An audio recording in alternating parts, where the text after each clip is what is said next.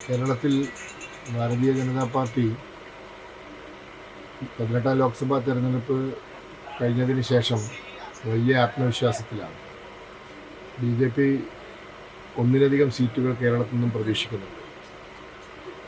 അത് കേരളത്തിലെ നിലവിലുള്ള രാഷ്ട്രീയ സ്ഥിതിയിൽ വിപ്ലവകരമായ മാറ്റമുണ്ടാകും.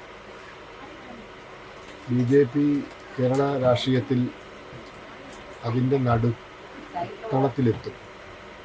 മാത്രവുമല്ല, ഇനി മുന്നോട്ടുള്ള കേരള രാഷ്ട്രീയം BJPയും കൂടി നിയന്ത്രിക്കുന്നതായിരിക്കും. നാളിതുവരെ രണ്ട് പ്രബല മുന്നണികളും അവരുടെ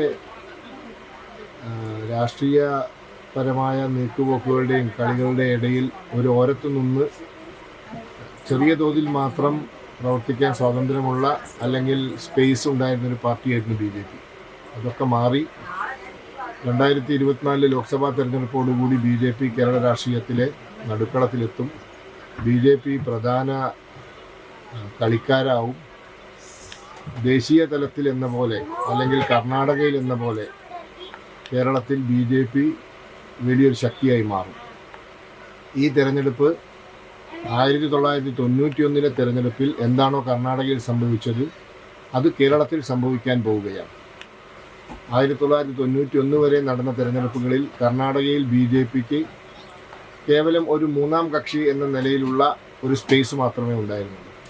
പക്ഷേ 1991 21% വോട്ടും 4 ലോക്സഭാ സീറ്റും നേടി BJP കർണാടകത്തിലെ ഒരു പ്രധാന രാഷ്ട്രീയ കക്ഷിയായി മാറി. അതിനുശേഷം BJPക്ക് കർണാടകത്തിൽ തിരിഞ്ഞു നോക്കേണ്ടി വന്നിട്ടില്ല. ഇന്ന് കർണാടകത്തിൽ BJP നിയമസഭയിൽ പ്രതിപക്ഷമാണെങ്കിലും ലോക്സഭയിൽ ഏതാണ്ട് 25 സീറ്റുള്ള വലിയ പാർട്ടിയാണ്. ആ രീതിയിൽ 91 ലോക്സഭാ തെരഞ്ഞെടുപ്പ് എന്താണോ കർണാടക രാഷ്ട്രീയത്തിൽ ഉണ്ടാക്കിയ മാറ്റം, ആ മാറ്റം കേരളത്തിൽ 2024 ലോക്സഭാ തെരഞ്ഞെടുപ്പിൽ ഉണ്ടാവും. ഈ തെരഞ്ഞെടുപ്പോടുകൂടി BJP കേരള രാഷ്ട്രീയത്തിലെ പ്രധാന ഭാഗധേയം നിർണ്ണയിക്കുന്ന ഒരു ശക്തിയായി മാറും.